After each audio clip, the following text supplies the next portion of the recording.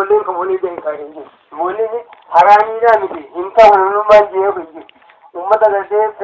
da ne ko ka ko da kamane sai wai raja da ne zuba mole da jin zikru shama'il rasul sallallahu alaihi wasallam sai na rasul rabbi dubbatu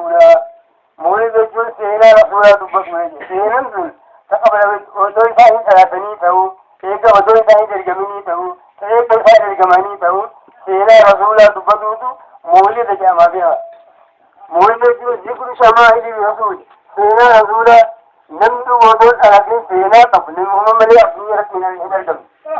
odon taratin ka sai na kabulin muhammad injirin abdi wata da ran da rakin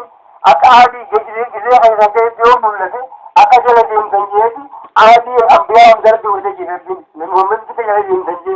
odon ta in taratin nan ne na odon taratin sai na kabu injiro ne muhammad